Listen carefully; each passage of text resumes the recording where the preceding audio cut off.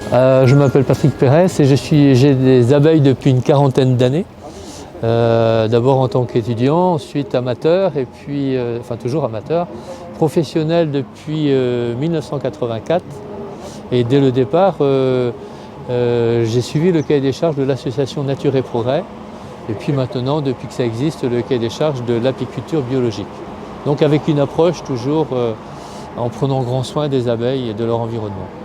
Si j'ai choisi le cahier des charges de Nature et Progrès il y a donc presque 40 ans, enfin 36 ans, c'est parce que je ressentais qu'il y avait une apiculture un peu trop industrialisée à l'époque, qui utilisait par exemple des antibiotiques très souvent, voire sur certains collègues systématiquement.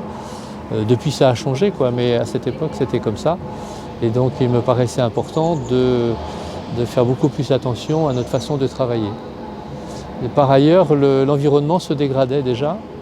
Les pesticides étaient déjà là et on a vu que depuis donc 35 ans ou 36 ans, certains pesticides sont devenus extrêmement agressifs. Donc je me suis trouvé du côté des défenseurs de l'abeille.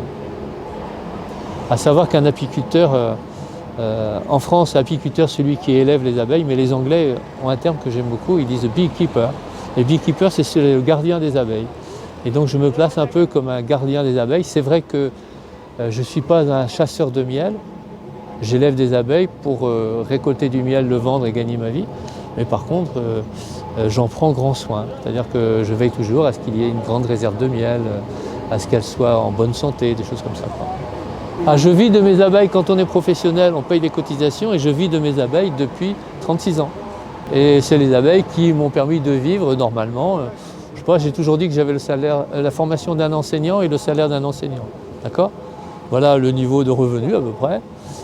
Mes filles ont fait des études supérieures qu'elles ont pu, j'ai pu les payer normalement. Tout ça, non. Le plus que j'ai eu tout seul, c'est 465. J'étais apiculteur transhumant, c'est-à-dire que je déplaçais des ruches de l'autre côté d'Orléans pour avoir du miel d'acacia, par exemple. Maintenant, je suis en pré-retraite, donc j'ai diminué, il n'y a plus que 150 colonies. Je suis installé à la forêt Fouesnant et donc mes ruches sont autour de la forêt Fouesnant. Je ne déplace plus les ruches, donc c'est tout près, donc c'est très agréable. Sur le plan éthique, on critique, nous, à notre avis, beaucoup certains apiculteurs comme aux États-Unis ou en Australie qui sont considérés par nous comme productivistes, où il y a un mépris de l'insecte, comme on trouve en agriculture classique. Vous savez, on a un peu les mêmes choses qui peuvent se voir. Il ne faut pas oublier que l'abeille c'est un animal et qu'il y a des gens qui ont une approche très productiviste de la chose et d'autres beaucoup plus respectueuses de l'abeille, de son environnement, etc.